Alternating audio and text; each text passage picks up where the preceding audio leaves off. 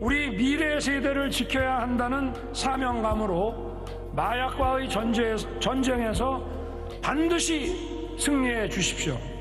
처음에 이제 중국 조선족 마약 투약자인데 마약 이제 끊고 싶다. 마약을 계속 구입하지 않으면 가만히 있지 않겠다 이렇게 협박을 했다고 해요. 그래서 피해자의 안전을 좀 지켜야 되겠다라는 생각으로 즉시 이제 수사에 착수를 했고, 수사팀은 제보자를 협박하는 이들의 행적을 쫓았고 일주일 잠복 끝에 중국 조직원들이 마약 20g을 유통하는 현장을 포착해 판매책들을 체포합니다.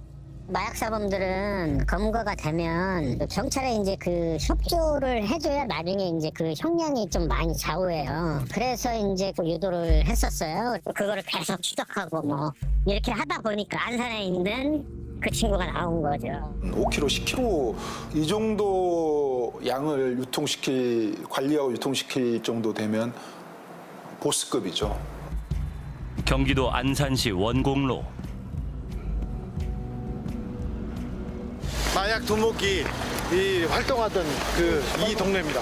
안산 외국인 동네인데 지나가는 사람한테 수소문을 해보면 그 사람이 누군지 알만한 정도의 굉장히 영향력이 큰 사람이었다고 합니다. 이 지역의 유흥가 그리고 노동자를 상대로 마약을 처음에는 그냥 이렇게 뿌렸대요. 뿌리고 이제 마약이 중독이 되면 그 사람들한테 돈을 갈취하고 마약을 끊으려고 하면 그럴 때는 위협하고 협박하고 그러면서 매우 공격적으로 시장을 넓혀 나가다 옵니다. 마약 조직의 상선을 잡기 위해 수사팀은 다시 잠복 수사에 들어갔습니다. 그러던 중에 유흥가 골목에서 박이란 두목급이죠. 그 사람을 마주치고 눈빛 마주치자마자 이렇게 도망을 쳤습니다. 그 자리에서 즉시 뒤쫓아가서 150m 정도 추적을 했고요. 거기서 현장에서 검거를 했고, 필로폰 5.4kg을 압수한 수사팀. 마약 수사 전담팀도 아닌 강력팀에서 첩보로 수사를 시작해 거둔 의미 있는 성과였습니다.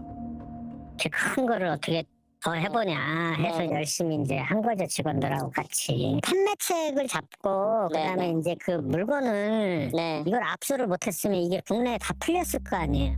이후 영등포경찰서는 백경정을 중심으로 강력팀의 마약팀을 합류시켜 팀을 확대 편성, 본격적인 수사에 들어갔습니다.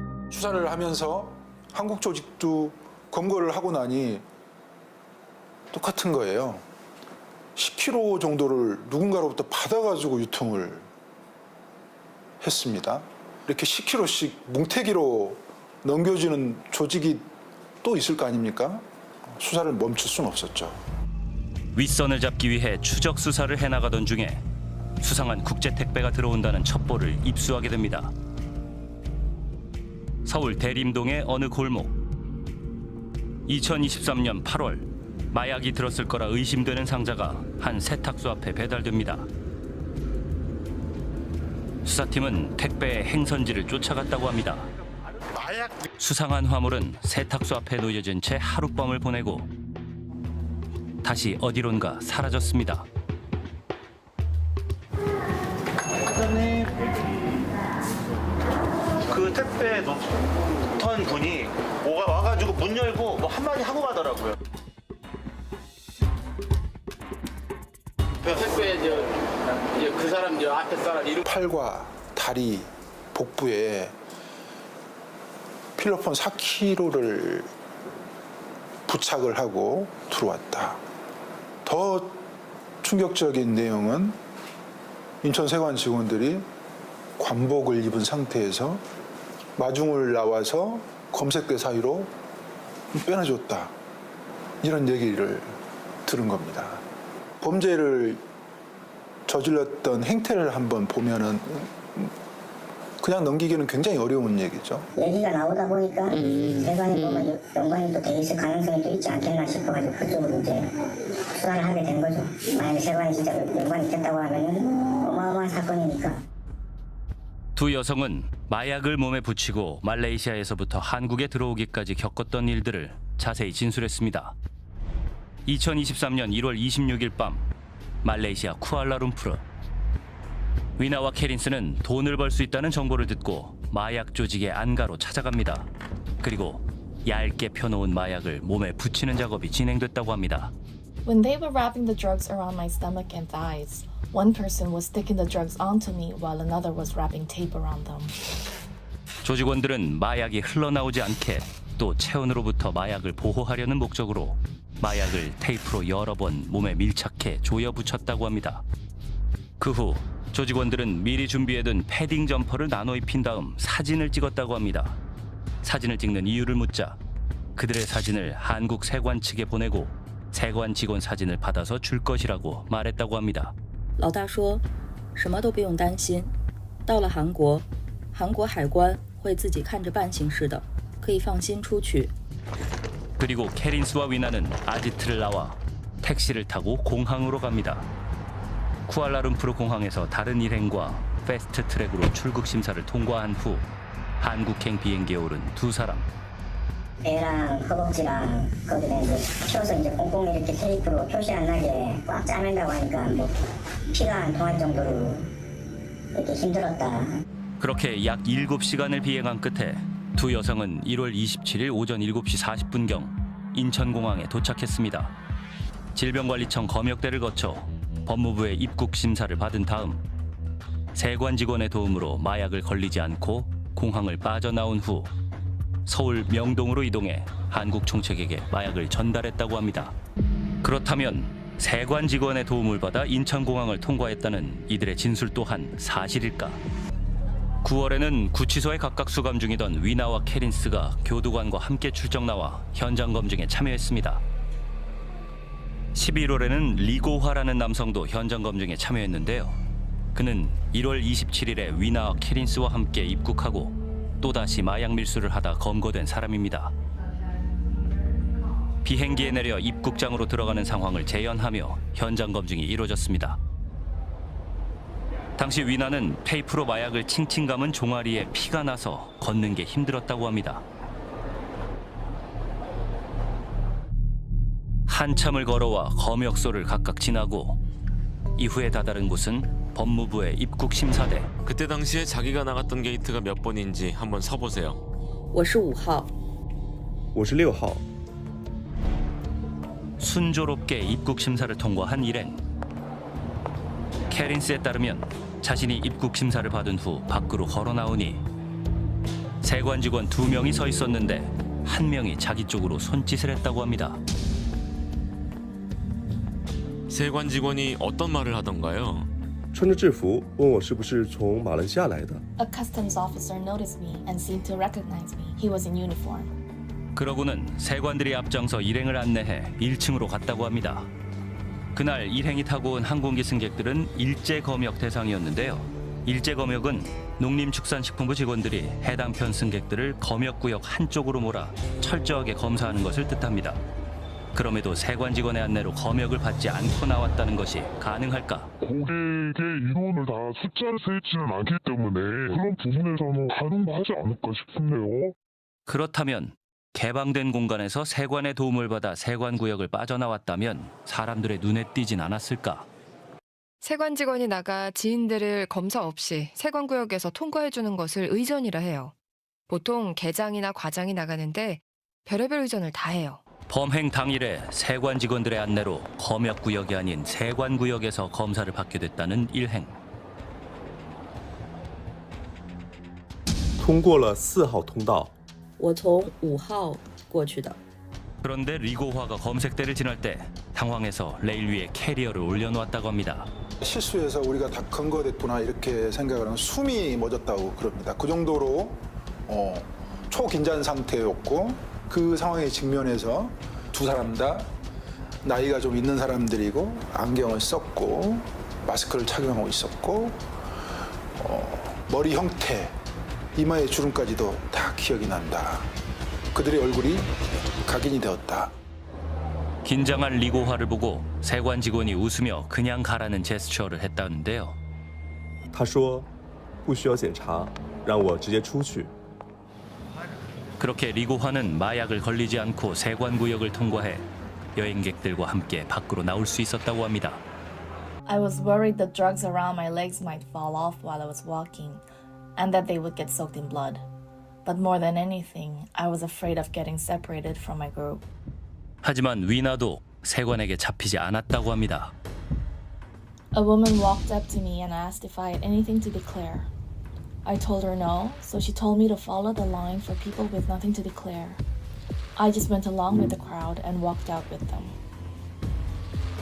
현장 검증 과정에서 피의자들이 범행을 도와줬다는 세관 직원들을 특정할 수 있는지 단계별로 확인해 보기로 했습니다. 현장 검증 당일과 그전 10일 동안 근무 중인 세관 직원들이 촬영된 CCTV 영상을 보여줬습니다. CCTV 화면으로 근무자들, 현장 근무자들, 세관 근무자들을 쭉 보게 했죠. 쭉 확인을 시켰더니 어느 한순간 지목을 해내는 거예요. 여기 있습니다. 이렇게. 깜짝 놀랐죠. 백경정에 따르면 한 팀당 15명 정도로 이루어진 영상 속 수십 명의 세관 직원들 중 캐린스는 제1관 소속 A, B, C 3명이 도와줬다고 지목했습니다. 실제 범행 당일 해당 구역 담당은 1관이었습니다. 수사팀은 1관 그리고 1관과 교대하는 6관의 직원 명부를 받아 캐린스에게 보여줬습니다. 거기서 캐린스는 B와 C 그리고 CCTV에서 나타나지 않았던 D와 E 2명을 더 지목했다고 하는데요. 수사팀은 명부에서 보이지 않는 A의 사진을 요청했으나 관세청은 이를 거부했습니다. 또한 명부에는 있지만 CCTV에서 보이지 않던 D와 E의 소재를 알려달라고 요구했으나 관세청은 이 역시 거부했습니다. 9월 현장 검증에서는 캐린스는 실물까지 확인한 A, B, C 그리고 사진으로만 본 D를 적극 조력자로 지목합니다. 11월 현장 검증에 참여했던 또 다른 공범 리고화도 A, B, C를 지목했습니다. 수사팀은 9월에 이어 11월에도 피의자들을 세관구역으로까지 데리고 가 직접 세관들을 지목하게 했습니다. 이 사람들 중에 2층 입국 심사대부터 인솔을 한 사람이 있나요? 最那边的那位 A 某，我对那个人印象很深。站在中间的人 B 位于海关区域的4号安检台。没错，后边的 C 某是5号检查口。 리고화와 캐린스는 범행 당일 자신들을 안내해주고 세관 검색대를 통과시켜준 직원들을 지목했습니다. 이후 출장 때문에 확인하지 못했던 D의 모습을 현장에서 본 피의자들은 D를 적극 조력자에서 제외했습니다.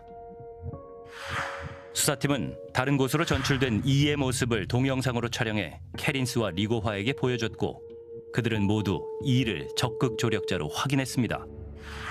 최종적으로 캐린스와 리고화는 실물을 확인한 A, B, C 그리고 동영상으로 확인한 E를 적극 조력자로 지목했습니다. 신빙성이 있다고 보는 사람들이 좀 더 많았죠. 왜냐하면 확실하다, 100%다 뭐 이런 얘기까지 했으니까. 검색대는 정확히 몇 번이었고 검색대를 나가서 어떻게 이동을 했고 그 다음에 어떻게 헤어졌는지에 대해서 굉장히 구체적이기 때문에 이 경우에는 사실은 경험하지 않고서는 진술할 수 없을 만큼 신빙성이 좀 있다고 보여지긴 하죠. 범행 당일 A는 휴가 중이었다는 겁니다.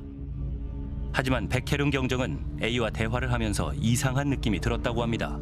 제가 그날 공항에 있었던 영상이 있나요? 영상이 있으면 제가 협조를 하겠습니다. 영상 보여주십시오.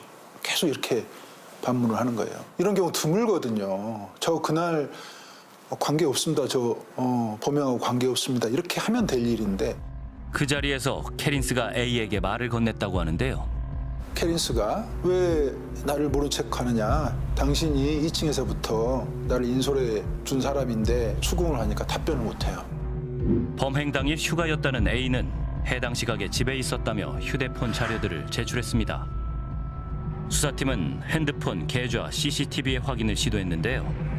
이때 압수수색하려 했지만 검찰이 중요 영장 신청을 반려해 수사가 원활히 진행되지 못했다고 합니다. 처음부터 영장이 막혔던 사안은 계좌 추적이었어요. 이들이 화물편으로 마약을 국내에 들여오기에 앞선 2023년 1월과 2월에 공항을 통해 인편으로 마약을 숨긴 채 입국했다는 건데요.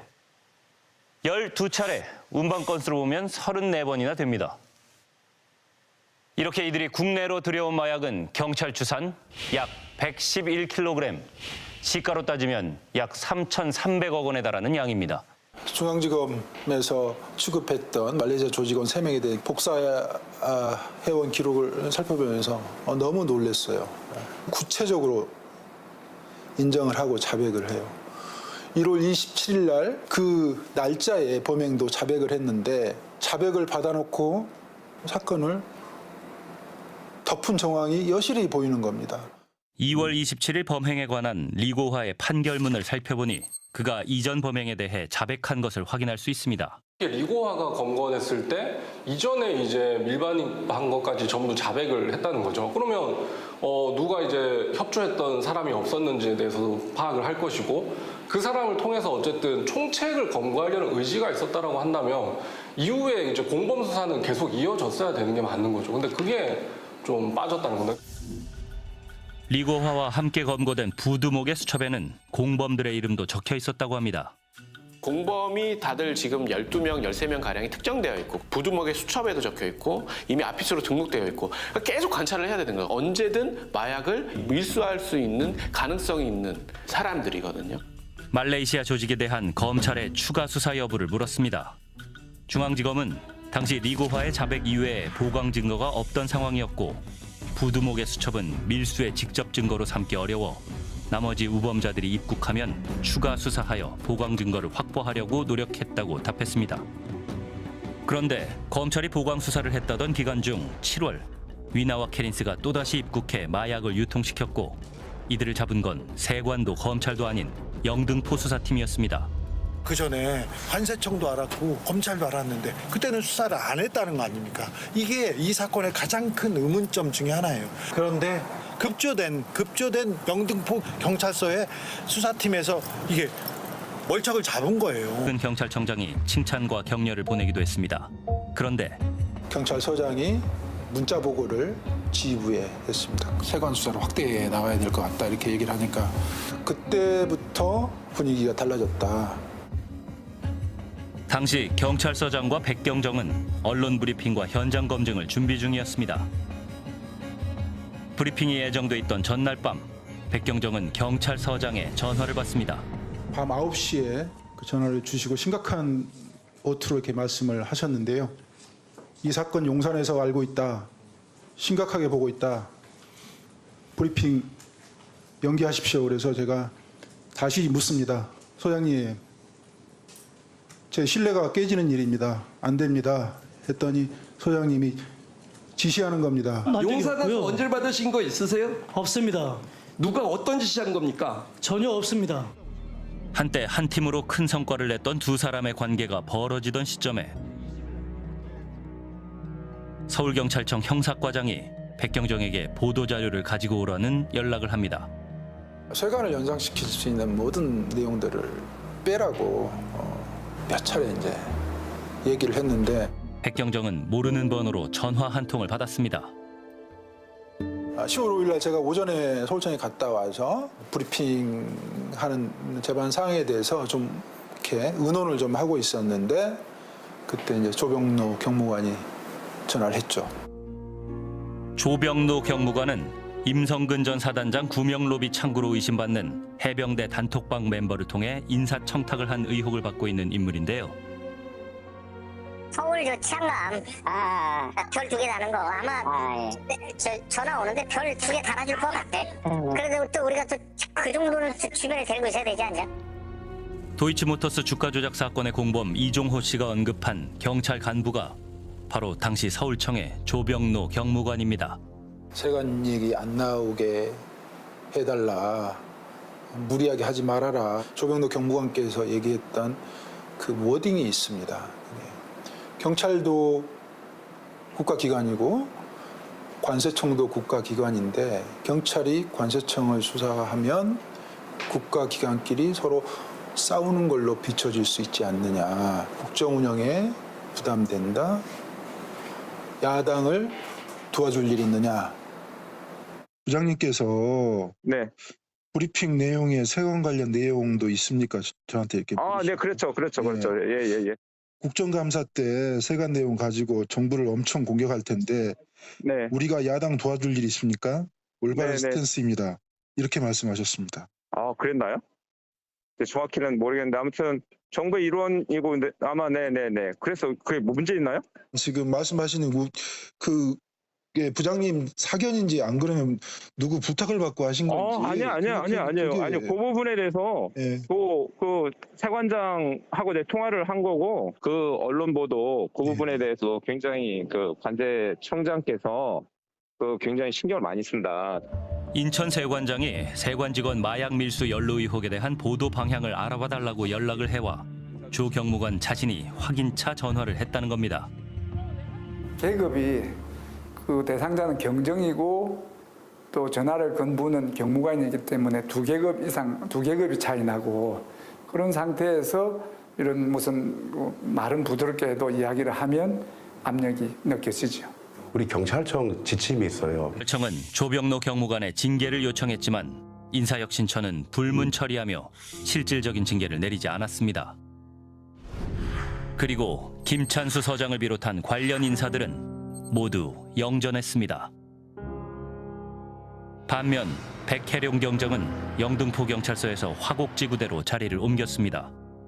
소위 말하는 징계성 좌천. 출근해서 제복을 보죠. 제복이 상징하는 것은 국민이 제복을 만들어 준 거다. 부끄러워하지 말고 오로지 국민과 나라를 생각해서 근무해라. 이런 의미로 생각하고 있습니다. 공공의 적투 영화 알죠? 알죠. 거기에 그 주인공 강철중의 실제 모델입니다. 그래요? 예. 와. 김희준 변호사 박수로 맞이합니다. 와. 네, 안녕하세요. 김희준 변호사입니다. 네, 고맙습니다. 아니, 눈빛이 약간 무서워. 매섭습니다. 네. 그 실제로 마약 사범들 어마어마하게 때려잡으셨죠? 네, 이제 검찰에 제가 22년 근무했는데요. 와. 주로 이제 강력부에 근무를 하면서 조직범죄하고 마약범죄 수사를 주로 많이 했었습니다. 와. 네. 그래서 뭐 제가 했던 사건들이 뭐 영화로도 만들어지고 예를 드라마로도 들면요? 만들어지고 뭐 그랬습니다. 그 한 2년 전에 넷플릭스에서 수리남이라는 드라마가 수리남, 네. 전 세계적으로 히트를 쳤었죠. 그렇습니다. 네, 그 사건도 뭐 제가 했던 사건을 그 드라마도 제가 했던 사건을 모티브로 해가지고 와. 만들어진 것이고요. 또 뭐 집으로 가는 길이라는 영화가 예, 집으로 가는 길. 네, 그것도 사실 그 사건이 모티브가 돼서 만들어진 영화입니다. 인천세관 마약 수사 무마 사건. 이게 조금 지난 사건이라 기억이 좀 가물가물하신 분들도 계실 것 같아서 네. 사건 개요를 간략하게 좀 정리를 한번 해주시겠습니까? 2023년도에 말레이시아 마약 밀매 조직을 영등포 경찰서의 백혜룡이란 그 형사과장이 수사를 해서 잡게 됩니다. 근데 이 과정에서 이해 못할 일들이 벌어졌죠. 네. 말하자면 외압 의혹이라든가 뭐 영장이가 이런 네. 부분들 그리고 결정적으로 이제 그걸 담당했던 담당자가 어디론가 튕겨져 나가는 그리고 수사팀도 공중분해되는 그런 사건. 근데 좀 이따 이제 의원님께서 보여주시겠지만 아마 우리나라 역사상 그 정도 규모의 마약은 아마 상상을 못할 정도의 마약이 들어오게 된 그 과정에서 이게 무슨 설명이 필요한데 이거에 이제 그거를 무슨 배로 들어온 게 아니라 세관을 통해 들어오게 됐다는 이게 무슨 사건인지 도대체 이게 분명히 해명이 필요한 어마어마한 그런, 미스터리입니다. 그런 사건이죠. 자세히는 이제 의원님께서 그걸 하셨기 때문에 저는 간략하게 일단은 그러면 우리 검사님한테 그거 하나만 좀 네네네. 여쭤볼게요. 이게 그 보니까 2023년 말레이시아 마약 조직이 필로폰을 세관을 통해서 들여왔단 말이에요. 네네네. 근데 111kg입니다. 요게 이제 액수로 보면 한 3,500억 원 예, 예. 수준인데 이 정도 규모의 사건은 어마어마한 사건인 거죠? 어마어마한 거죠. 이게 사실 일회 투약분 기준으로 살펴보면은 390만 명, 400만 명 정도가 투약할 수 있는 그런 양이거든요. 네. 근데 그런 어마어마한 양이 세관을 통해 가지고 이게 뭐 밀수를 통해 가지고 어떤 이게 배를 통해서 들어온 것도 아니고 네. 공항을 통해서 들어왔다는 것은 네. 사실 뭐 이해할 수도 없고 상상하기도 어려운 일입니다. 아니, 마약 수사로 아주 유명세를 떨친 우리 검사님도 이 정도 사건의 규모를 해결한 적은 없으시죠? 규모가 굉장히 큰 사건들 여러 개 했었는데 사실 네. 100kg가 넘어가는 사건을 접한다는 것은 굉장히 좁아. 유리한 일이에요. 그러니까 이건 진짜 어마어마한 사건인 거야. 아니 근데 이거를 이게 수사를 덮였어. 최선을 다했던 백혜룡은 네. 완전히 그냥 좌천되고 지금 네. 너무너무 고통받고 있어. 맞습니다. 와 이거 진짜 이거 놀라운 사건이거든요. 네. 제가 어제 그저께 직접 통화를 했는데 누구랑이요? 당사자랑 백희룡. 네네. 너무 그 고통스러워하세요. 그래요. 아유. 왜냐 자신은 국가공무원으로서 최선을 다했는데 내가 무슨 되게 나쁜 짓 한 것처럼 갑자기 튕겨 나가고 네. 자기 부하들은 다 뿔뿔이 이게 뭐냐 국가가 설명을 해줘야 되냐라고 네네. 하는 것 때문에 저도 같이 울었습니다. 첫 번째로 일종의 탄압을 받았던 건 공보규칙 위반으로 징계를 받습니다. 공보규칙. 공보규칙이 뭐예요? 이게 기자들 전화를 열심히 받았다라는 거예요. 왜냐하면 제가 그래 자료 요청을 해봤어요. 경찰청에다가 네. 최근 3년 내에 이런 종류로 징계받는 사람이 있냐? 없다는 거예요. 그래요? 단 한 명도. 그러니까 수사팀장이니까 당연히 기자분들이 전화 오실 거 아니에요. 그리고 방금 우리 검사님 말씀하셨던 것처럼 역대급 수사 실적이니까 자랑해야죠. 네. 알려야 되는 홍보 네. 담당자예요. 그게 전화를 잘 받았다 그런 걸 핑계로 공보규칙을 위반했다라고 해서 징계를 내립니다. 그래서 백혜룡 경정이 야 이건 아니다라고 해서 징계 불복을 하죠. 그러면서 이게 이 의혹이 도드라지게 된 거고요. 네. 지금은 수사팀장에서 쫓겨나서 네. 파출소에 가야 계세요. 네. 그래서 지금은 수사와는 전혀 뭐 관여할 수도 없는 상황이고 수사팀도 다시 재구성은 돼 있긴 합니다만 동력을 완전히 상실했다고 봐야 되겠죠. 아니 저는 일단은 이게 지금 111kg 어마어마한 양입니다. 네. 이거는 우리 검사님 이 마약 수사로 유명세를 떨친 검사님도 경험하기 어려운 수준이야. 네. 그 정도의 규모인데 네. 이게 몰래 들여온 게 아니라 세관을 통해서 어떻게 보면 당당히 들어왔단 말이에요. 그렇죠. 그게 저는 아주 고약한 지점이라고 잠깐만. 봅니다. 세관을 통해서 들어왔던 게 이게 사람 조금 어떻게 설명이 필요할 것 들어온 거예요? 같은데요. 이게 기존의 마약 사건과 달리 이제 검사님이 해오셨던 사건과 달리 굉장히 도발적이고 과감했던 거예요. 그렇습니다. 이번 사건이 네. 어떻게 과감했냐면 제가 소품을 좀 들고 왔는데요. 네. 이게 실제로 1kg, 1kg. 필로폰 1kg라고 생각하시면 됩니다. 아. 이걸 말레이시아 마약 참고로 밀가루입니다. 네. 그렇죠. 네. 필로폰 같은 여기 다 그냥 말레이시아 그 마약 사범들이 이런 걸 4개를 몸에 부착하고 온 거예요. 말이 안 되지. 쉽게 말하면 이렇게 부착을 하고요. 테이프로 칭칭 감은 거예요. 와. 지금 오디오로만 들으시는 분들도 계실 수 그렇죠. 있잖아요. 지금 네. 지퍼팩에다가 지금 밀가루가 들어있는데 1kg짜리 이걸 몸에다가 4개를 부착하고 온 거예요. 6명이서. 그래 되게 뚱뚱해 보일 것 같은데. 당연하죠. 근데 이게 겨울철에 들어왔기 때문에 두턴 외투를 쓰고 어떤 범죄자는 워낙 테이프로 칭칭 감아놔가지고 피까지 흘렀대요. 피가 안 통하. 피가 안 통할 거 아닙니까? 말레이시아에서 여기까지 한 10시간 가까이 공항에서 공항으로 와야 되니까. 네. 그렇게 해서 피가 나고 그런 상황이었고 이런 걸 4개를 부착해서 들고 오는 정말 대범한 짓을 한 거예요. 네. 근데 이 정도면 이게 우리 체육 진행자께서 4개를 쥐고 왔다면 단순한 몸수색만 해도 걸리지 않나요? 당연하죠. 육안으로도 이상하죠. 그렇죠. 이상하지. 육안으로도 이렇게 바로 걸리지. 바바리 코트를 입어도 이게 뭔가 좀 부자연스러운 소리였는데 아무런 제재 없이 빠져나온 거예요. 네. 이 사건의 가장 근본적인 의문점은 여기서 거기서 출발해야 돼. 근데 검사님도 이런 거는 이게 있을 수 없는 일이잖아요. 아니, 이게 적발이 안 된다는 것은 예. 도저히 이해할 수가 없는 거죠. 더더구나 이게 뭐 공항을 통해서 들어온 거잖아요. 네. 어떤 배를 통해서 말이야 이게 항구를 벗어난 이게 뭐 몰래 뭐 들어온 것도 아니고 네. 세관을 통과해서 들어왔다는 게 네. 도저히 이해할 수 없는 겁니다. 사실 이게 뭐 몸 속에 몸 안에 숨겨가지고 들어온 경우는 있거든요. 네. 그 콘돔 삼켜서 삼켜가지고 이게 몸 안에 몸 속으로 숨겨가지고 들어온 경우는 있는데 그 몸에 착용하고 들어온 거잖아요. 네. 조금만 주의를 기울이면은 금방 적발할 수 있는 것인데 이걸 적발하지 않았다는 것은 근데 너무나 많은 의문점이 남는 거죠. 근데 저는 조금 관점을 좀 달리할 필요가 있다고 보는데 이게 적발되지 않은 게 이상한 게 아니고 이렇게 들어온 건 적발되지 않는다는 확신이 있었지 않느냐. 바로 그 점입니다. 그 점이죠, 검사님.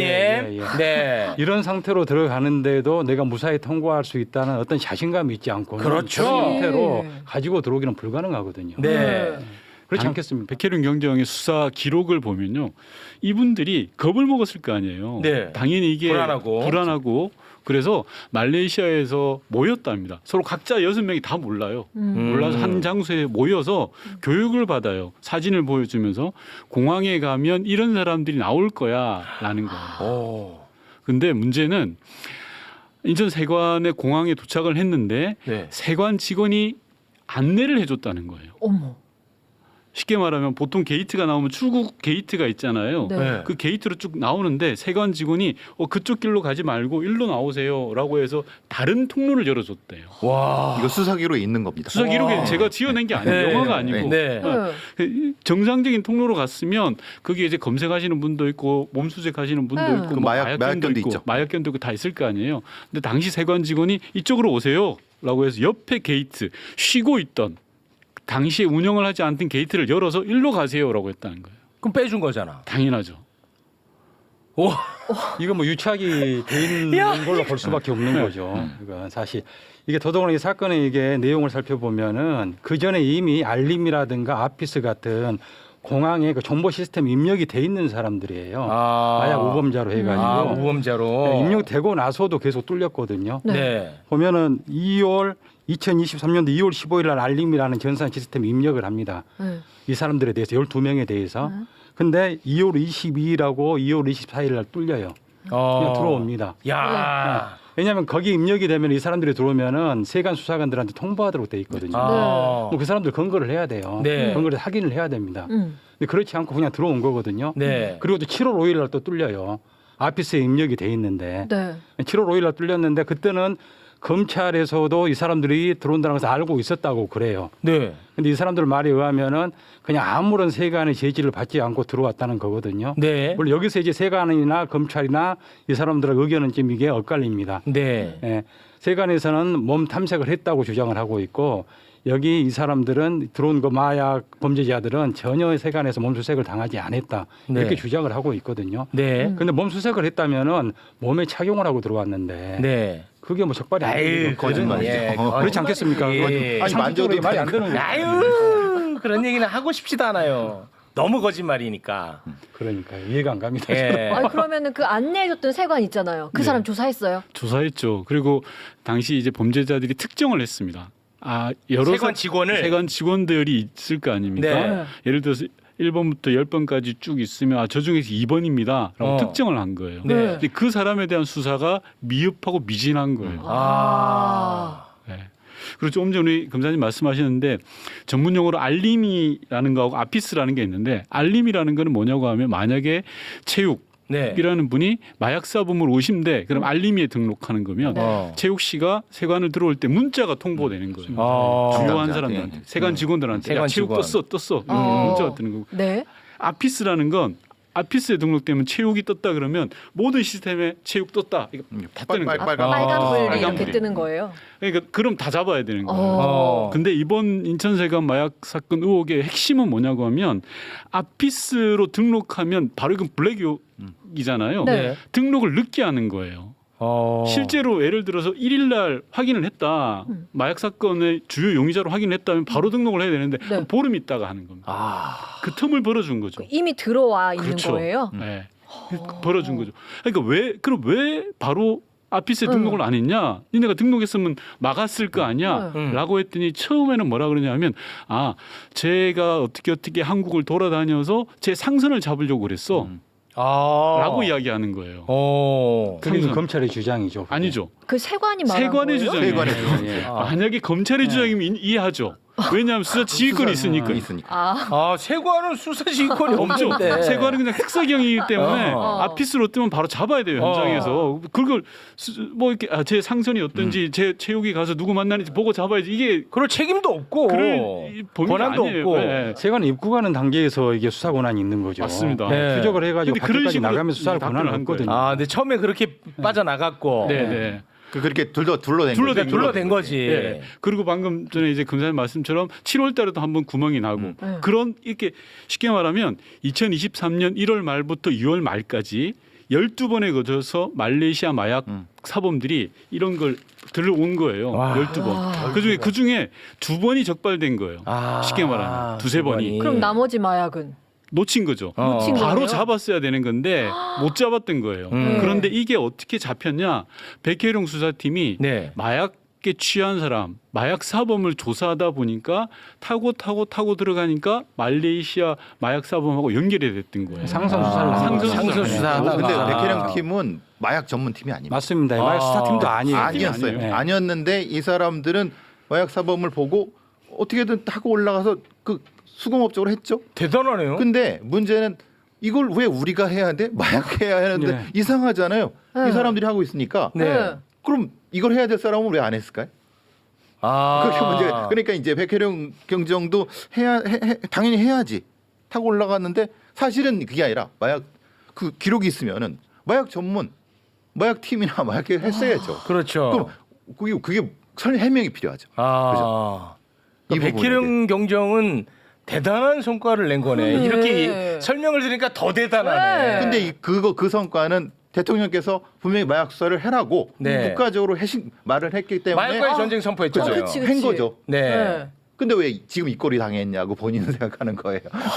그래서 처음에는 경찰청장도 백혜룡 수사팀의 그 실적을 보고 잘했다라고 칭찬했죠. 아우 잘했어, 너 정말 잘했어라고 했는데 바로 징계 때리고 자천시켜. 와, 너무 억울하다. 억울하죠. 근데 백혜룡 수사팀에 근거된 사람들의 인적 사항은 이미 세관이나 검찰에서도 알고 있었어요. 네. 2월 27일 날 근거된 선수가 있는데 그 중에 한 사람이 다 이야기를 했거든요. 네. 그래서 인적 사항을 알고 있었고 또 2월 27일 날 입국했을 때 자기들이 저지른 마약 범죄뿐만이 아니라 다른 이게 여자들도 많이 있다고 인정을 하고 자백을 했는데도 거기에 대한 수사가 전혀 이루어지지 않았어요. 그때 당시 검찰은 뭐라고 했냐면 아까 2023년 7월에 뚫렸을 때 공범들이 부인하고 있었고 자백밖에 없어서 못 잡아 넣었어라고 이야기를 해요. 근데 그건 말이 안 되거든요. 저보다 더 잘 아시겠지만 맞습니다. 마약 사건은 자백에서부터 출발하는 거거든요. 거기 타고 올라가야 되죠. 이게 사실 자백만 있었던 게 아니거든요. 저도 이런 종류 수사를 많이 해봤지만은 네. 일단 본인이 이게 자백한 그 내용의 그 일시에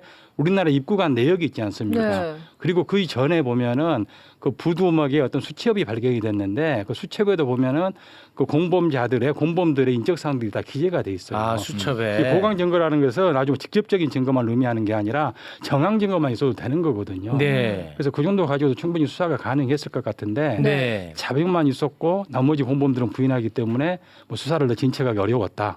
뭐 이런 상황이었는데 나중에 9월 5일 날 2023년도 9월 5일 날 전혀 마약 수사팀이 아닌 일반 수사팀에 있는 백혜룡 경정 수사팀에서 이 사건을 수사를 내 가지고 전모를 밝히게 된 겁니다. 밝혀서 이제 하려고 하니까 그럼 문제가 생기는 거죠.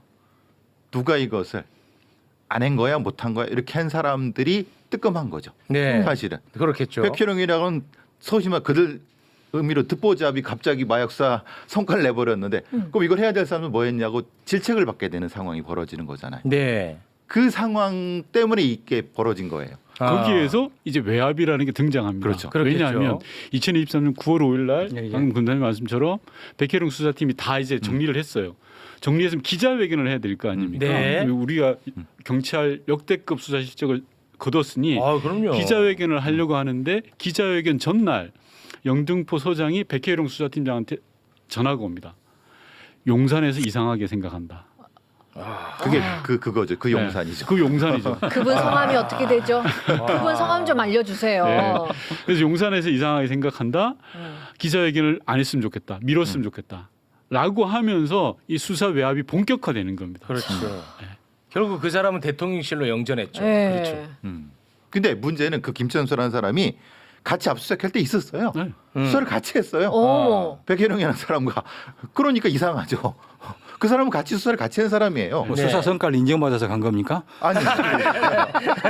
그러니까 그럼 자기가 독식하려고 이걸 팽시켰나? 그럼 너무 치사하고. 그건 아니고. 네, 그건 아니죠. 그건 아니죠. 예, 그 다음에 또 나오는 외압이 뭐냐고 하면 이 수사 개성과 전혀 상관이 없는 조병로 경무관이라는 사람이 등장을 합니다. 조병로 경무관이라는 사람이 등장을 해서 백혜룡 수사팀에 연락을 하죠. 갑자기 생뚱맞은 사람이죠. 아니, 왜냐면 수사 개선하고 전혀 상관이 없어요. 이 사람이 등장을 해서 야 인천세관을 좀 빼줘. 인천세관은 빼줘. 생뚱맞은 사람입니다. 인천세관은 그 빼주면 안 그게 되겠니? 다 녹취록 남아 있어요. 네. 그런 식으로 이야기를 합니다. 그러니까 백혜룡 팀장 이거 뭐야? 갑자기 용산이 이상하게 생각한다 그러지. 경찰 고위 간부는 전화해서 인천생활을 빼달라 그러지. 그때부터 이제 외압이 본격화되는 거죠. 그 다음에 세 번째는 뭐냐고 하면 서울경찰청에서 야 영등포소 수사를 잘했잖아요. 역대급으로 잘한 거잖아요. 그렇죠. 네. 이첩하겠다. 자기네들이 가져가겠다 그래요. 갑자기. 야 수사 그만해. 우리가 가져가서 할게. 여기서 이첩이라는 것은 좋은 의미가 아닙니다. 이거 좋은 의미가 아닙니다. 어떻게 보면 이제 뺏어가는 네, 회수해 가는 쪽 거지. 빨아먹겠다는 소리인데 네. 그걸 서울청 형사과장이 그래는 하니까 알죠. 이건 아닌데라고 알죠. 네. 그때 수사부장이 김봉식입니다. 지금의 김봉식. 네. 서울청. 서울청장. 숟가락을 얻는 수준이 아니라 숟가락을 가져가겠다는 밥그릇을 아예 가져가겠다는 거죠. 그래서 백혜룡 팀장이 아주 강하게 저항을 하죠. 이게 말이 되냐 안 된다라고 해서 결국 서울청에서 가져갔던 걸 다시 돌려줍니다. 영등포소로. 백혜룡 계속해라고 하는데 이미 그때는 타이밍을 놓쳐버린 거예요. 9월 초순에 이런 사단이 나오고 10월 중하순까지 이게 이런 사단이 계속 반복되고 수사팀 해체됐다 다시 꾸렸다라고 하면서 동력이 완전히 떨어지고 백혜룡은 경정은 파출소로 좌천시켜 버려. 그렇죠. 이렇게 되는 상황. 그 말레이시아 조직 애들은 이미 튈 대로 다 튄 거죠. 지금 여기 핵심 그것도 그렇죠.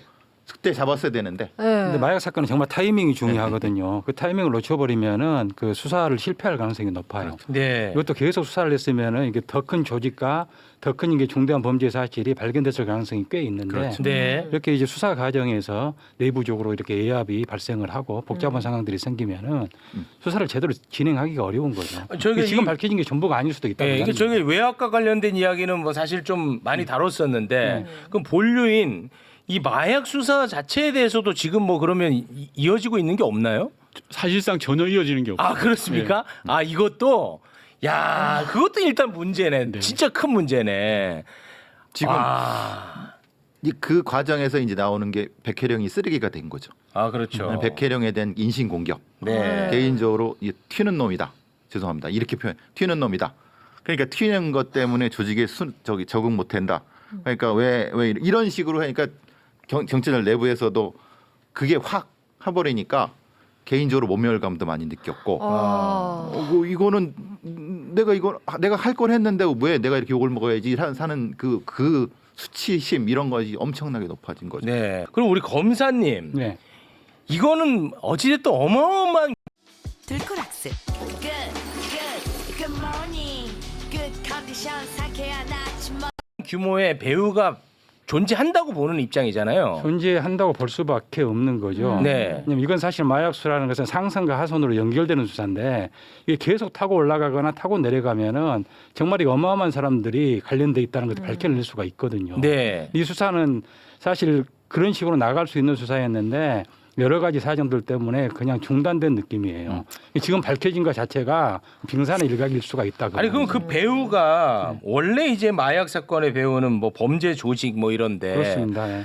이번에 이 마약 수사의 배우는 혹시 공권력이 개입될 가능성이 있을까요? 공권력이 뭐 주범은 아니겠지만은 유착돼 있을 가능성을 전혀 배제하기는 어렵죠. 유착. 예. 일단 첫 번째 왜 관세청에서 와서 그 기자회견 발표를 좀 말아달라 아니 조금 줄여달라 뭐 어쨌든 그걸 왔느냐 여기부터 이제 밝혀내야 되겠죠.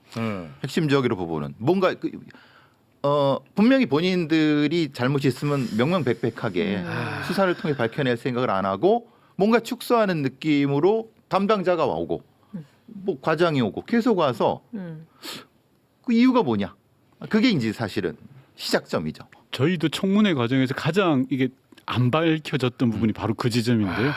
관세청이 이런 표현하면 좀 그렇지만 전부가 나섰어요. 그러니까요. 네. 조직 전체가 나서가. 조직 전체가 우리는 아무 잘못 없어요. 근데 저희가 볼 때 되게 의심스럽거든요. 물론 관세청에 많은 분들이 지금도 고생하고 있고 마약 사람을 많이 잡았고 계세요. 근데 의심되는 게 너무 많아요. 앞서 말씀드린 것처럼 말레이시아 마약 사범들을 안내했다라든지 예를 들어서 관세청장 6개월 만에 핸드폰을 3번 바꿔요. 어머. 예를 든다면 의심되는 정황들이 너무 많잖아요. 그런데 관세청이 전체가 나서서 아니다라고 하니까 근데 저희는 이제 사법 기능이 없다 보니 그걸 더 추가적으로 그렇죠. 확인을 못하는 형국. 근데 그 과정에서 나온 게 검찰이 영장을 발려했다라고 맞아. 하는 겁니다. 맞아. 그러니까 반려하지 않고 바로 했으면은 관세청장 그러니까 거기 관련된 휴대폰 압수수색하고 했으면은 뭐래도 진실을 밝혀냈는데 맞아요. 네. 왜 계속 그러니까 결국 이게 뭔지를 모르는 거 아니냐 그 그렇죠. 얘기죠. 네. 사건 당일에 CCTV에 대한 그 영장 이런 것들을 뭐 기각을 했다는 거죠. 그렇죠. 네, 맞습니다. 여섯 그걸 확인해 보면 번이나 금방 알 수가 네, 있을 그게 정말 건데. 이해하기 어려운 대목이거든요. 그렇죠. 그래서 지금 이해하기 어려운 지금 국가 조직이 세관, 경찰, 검찰 막 그렇단 말이죠. 네. 그러면 그 마약 조직의 배후 세력과 수사 외압의 세력이 동일할 가능성이 있겠죠.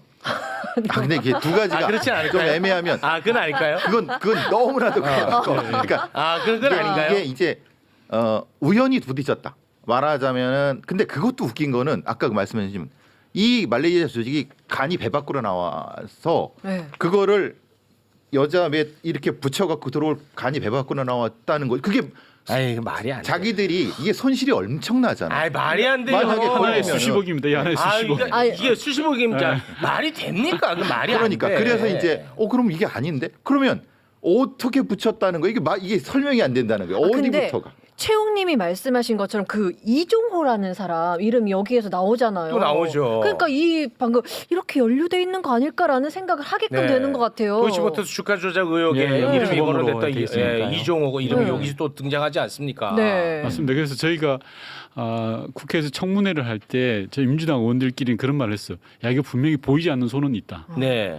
그래서 세관, 경찰, 검찰, 관계기관들에 대해서 압력을 행사했잖아요. 분명하게. 네. 이게 보이지 않는 손이 있는데 그 손이 어딘지가 안 잡히는 거죠. 미치겠네 진짜. 그 말레이시아가 마약 조직원들이 네. 몸에 차고 가지고 들어왔잖아요. 그렇습니다. 그게 어떻게 가능하냐 그 말이에요. 그렇습니다. 그러니까 사전에 이게 모의하거나 공모되지 않고는 저는 그게 핵심이라고 그런 보거든요. 대담한 행위를 하는 것은 진짜 어렵거든요. 네. 뭐 그런 관점에서 본다면 애당초부터 계획된 범죄였다. 네. 뭔가 공권력하고 유착이 돼 있는. 네. 그렇게 볼 수밖에 없을 자, 것 그럼 같아요. 예를 들어서 이 뭐 가정입니다. 그러면은 세관하고 유착이 돼 있다고 쳐요. 마약 조직범들이랑 세관의 일부 공무원들이랑 일부 예. 공무원이 유착이 돼 있다고 치겠습니다. 근데 이거를 우연한 기회에 발각을 했어요. 그럼 이 수사를 무마시킬 만한 세력이 아니잖아요. 세관은. 그렇지 않습니까? 그래서 제가 계속 질문을 하는 겁니다.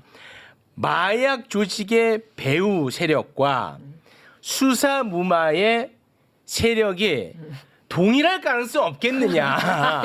그래서 나는 이 질문을 하는 거야. 동일이라는 말이 그래서 너무. 이거는 만약에 우리 최욱님이 말씀하신 것처럼 수사외압의 배후와 마약이 밀수의 배후가 같다 그러면 대한민국 뒤집어지는 거죠. 뒤집어지죠. 이거는 끝나는 겁니다. 네. 이거는 말이 안 되는 말이 안 되죠. 벌어지는 겁니다. 이거는 상상조차 하기도 싫은 일입니다. 근데 상상 계속 하시는 것 같은데. 왜냐하면 설명이 안 되니까. 이게 설명이 안 되잖아요. 네. 당사자도 설명을 백희룡 같은 사람도 이해가 안 되는데. 안 되잖아. 그러니까 이제 본인도 이제 청문회에서 여러 가지 말씀을 하신 거죠. 그러니까 뭐 거기에 대해서 너무 분하니까. 그러니까 이건 분명히 수사를 통해 밝혀져야 될 부분이라고 생각하는 거예요. 네. 근데 세관 직원들도 특정을 했고, 그런데 수사는 제대로 이루어지지 않고, 수사를 제대로 했는데 또 그 부분이 막히고, 그걸 막은 것 같은 사람은 영전하고, 이게 이거는 굉장히 미스터리입니다. 맞습니다. 그래서 이 부분에 대한 마약 수사 이 본류에 대한 부분 그리고 외압 수사에 대한 부분 이건 어떻게 앞으로 진행이 됩니까? 그래서 저희 당에서는 상설특검으로 가자는 거예요. 상설특검. 이거 특검할 수밖에 없다. 왜냐하면 경찰은 동력을 잃어버렸고 백혜룡 수사팀은 그리고 검찰도 사실상 이 건에 대해서는 신뢰하기가 어렵고 그리고 세관 조직, 관세청 조직도 조직적으로 이 부분은 나오고 있는 상황이라면 특검밖엔 답이 없다. 상설 특검으로 가야 된다라고 네. 해서 저희 당 차원에서는 의논이 끝난 상태고요. 네. 다음 주 본회의에서 상설 특검 법안을 처리하려고 합니다. 아 그렇습니까? 네네. 그럼 이건 역시 또 거부권 행사하면은 그건 또 마찬가지인 거죠 이것도. 근데 마약 사범 잡겠다는데 거부권 행사하는 게 이게 말이 돼? 이건 정쟁이 아니고 정치가 아니잖아요. 그렇습니다. 이건 정말 거부권 행사할 명분이 단 1도 없다고 생각해요. 사실. 우리 검사님. 네. 뭐 그냥 예를 드는 겁니다. 만약에 검사님이 특검이면 이 수사하는 거는 막 까다롭게 보이지는 않습니까? 어떻게 보입니까? 수사하는 것이 뭐 쉽지는 않은데. 쉽지 않아요? 예, 쉽지는 않은데 시간이 좀 흘렀기 때문에요. 그러니까 마약 수사가 쉽지 않다는 거야, 아니면 외압 수사가 쉽지 않다는 거예요? 외압 수사를 밝히기가 좀 만만치는 않겠죠. 외압 쪽이. 예. 근데 뭐 수사를 열심히 하면은 전모를 충분히 밝힐 수 있을 거라고 생각을 합니다. 그 의지만 있다면 뭐 맞습니다. 어렵더라도 예. 가능성이 있어 보입니까? 네, 뭐 특검을 잘 임명을 해야 되겠죠. 그렇습니까? 네, 능력이 있는 사람으로. 네. 검사님이 하시죠. 아니 근데 그냥 느낌적으로 이게 뭔가 큰 권력이 개입될 가능성이 있어 보이잖아요. 그건 그렇게 맞잖아요. 보이는데요. 네, 그렇게 사실은. 보이잖아요. 네. 아니 그건 뭐 한두 번도 아니고 12번에 걸쳐서 공항을 통해서 몸에 착용을 하고 필로폰을 어마어마한 양을 가지고 들어왔다. 네. 영화에서나 나오는 일이지 네. 대한민국에서 어떻게 발생할 수 있는 일입니까? 그렇습니다. 말도 안 되거든요. 네. 그런 것들을 누를 수 있는 권력은 사실 많지 않다고 보시잖아요. 저는 전반적으로 연결이 돼 있다고 보여져요. 세간의 문을 열어준 세력하고 지금 현재 이걸 누르는 세력하고 연결이 돼 있을 가능성이 높다고 생각합니다. 저랑 비슷하시네요, 생각이. 맞습니다. 예. 왜 가만히 계셨어요? 생각이 비슷하시네. 또 다른 분들 의견을 들어보기 위해서. 그렇죠. 그렇지 않고서는 이게 이 설명이 안 됩니다. 사실 이게 이 사건이 경찰의 마약 수사하는 사람들의 의지를 많이 꺾었습니다. 이 너무 사건이. 고통스러워하는 거예요. 백혜령이 나가 떨어지는 걸 보고 어느 경찰 마약 수사관이 열심히 하려고 합니까? 저렇게 했는데도 야 이건 좀 아닌데 느낌이. 그게 가장 나쁜 부작용이네요. 그렇죠. 이거는 해란 얘기야 말란 얘기야 이거잖아요. 마약수 해란 얘기야 말란 얘기야. 까놓고 얘기해서 그거잖아요. 그럼 경찰 입장에서는 야 진짜 어마어마한 규모의 마약 수사는 우리가 함부로 건드리면 큰일 나는구나 이런 시그널이 된다는 거잖아요. 그렇죠. 그럼 큰 이제 거 잡으면 오히려 역으로 당할 수 있다라는 거죠. 그럼 단적인 예가 너무 안 좋은데.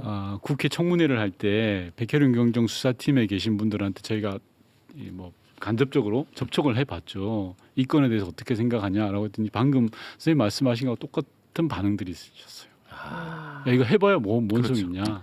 해봐야 다치는데. 그리고 더더구나 이제 그 마약 수사에 대해서는 고생들은 많이 하는데 사실 뭐 승진이라든가 어떤 보직에 있어서 별로 배려를 못 받아요.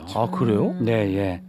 그래서 뭐 이게 뭐 마약과 전쟁을 하면서 뭐 충분히 뭐 정부 차원에서 나중에 배려를 하겠다 그렇게 하는데 막상 이루어지는 일들은 별로 없습니다. 그래서 사실 마약 수사라는 게 현장에서 많이 떼야 되기 때문에 사건 사고가 많이 발생을 하거든요. 뭐 대부분 이제 그 사건 사고에 관련이 돼 있는 수사관들의 책임으로 넘어가고 나중에 어떤 보직이나 승진에 있어서는 별로 혜택을 못 받아요. 아니 그러면 그 상설 특검에는 마약 수사 그 본류에 대한 건도 들어가 있나요? 일단은 수사 외압으로 초점이 맞춰져 외압에 초점이 맞춰져 있는 거예요. 네. 이거는 꼭 반드시 좀 이거 출범했으면 좋겠는데 상설 특검이. 저도 꼭 그렇게 생각하는 게 좀 잊지 못하는 게 백혜룡 경정이 국회에 나와서 증언을 하셨거든요. 제복 입고 나오셨어요. 제복 입으신 분들이 뭐라고 생각하겠냐라는 취지의 말씀을 하시더라고요. 나는 국가를 위해서, 국민을 위해서 난 최선을 다했다. 그럼요. 그리고 난 하지 않은 대로 최선을 다하고 잡았다. 근데 이게 뭐냐라는 취지의 말씀을 하시더라고요. 그래서 좀 그런 분들 억울한 일 당하지 않도록 하는 게 국가가 할 일이라고 생각하거든요. 이번 특검만큼은 제발 최상목 대행도 다른 생각 안 했으면 좋겠습니다. 아무리 머리를 굴러도 거부권을 행사할 명분이 없을 것 같은데 야 요거는 저희가 좀 관심 있게 지켜봐야 될 것 같습니다. 우리 22년 검사 생활을 하신 분 입장에서 요거는 특검이 출범하면 힘들더라도 수사가 가능할 거다 이런 말씀을 해주셨으니까 반드시 출범하는데 우리가 힘을 모으도록 하겠습니다. 네.